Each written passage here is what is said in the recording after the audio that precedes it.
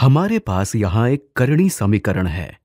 वर्गमूल 3x घटा 7 जमा वर्गमूल 2x घटा 1 बराबर है 0 के।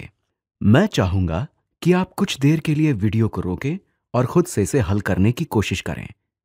x को ज्ञात करने की कोशिश करें। सबसे पहला काम हम ये कर सकते हैं कि इन दोनों करणी को इस प्रकार से अलग करें कि समीकरण के दोनों पक्षों में एक एक करणी आ जाए।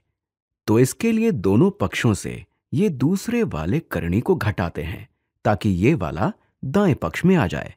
तो हमने इस बाएं पक्ष से घटाया और अब इसे दाएं पक्ष से घटाते हैं।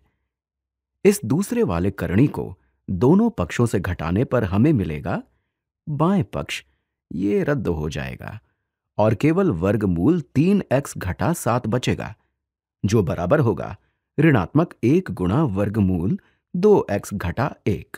अब हम दोनों पक्षों का वर्ग कर सकते हैं।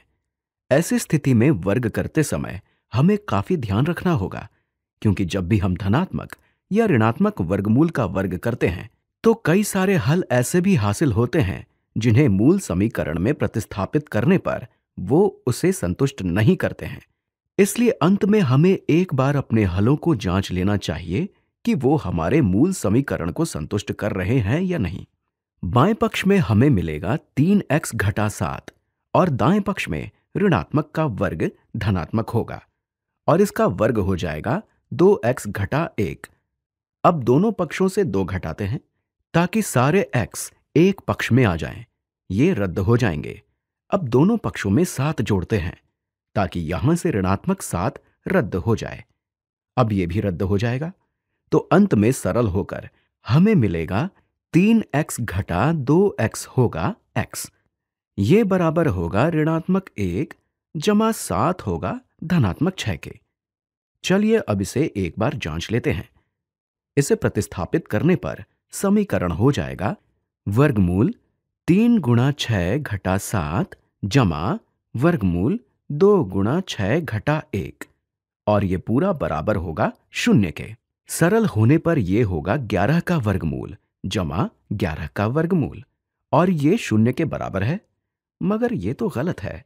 ये तो 2 गुणा वर्गमूल 11 के बराबर होगा, जो कि 0 के बराबर नहीं है।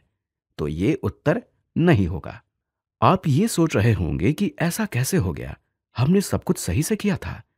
ऐसे हल को हम एक्सट्रेनियस सॉल्यूशन कहते हैं। इसका मतलब सही तरीके से हल करने पर भी हमें ऐसा उत्तर मिलेगा जो मूल समीकरण को संतुष्ट नहीं करता है। वास्तव में यह हल होगा वर्गमूल 3x घटा 7 घटा वर्गमूल 2x घटा 1 बराबर 0 के।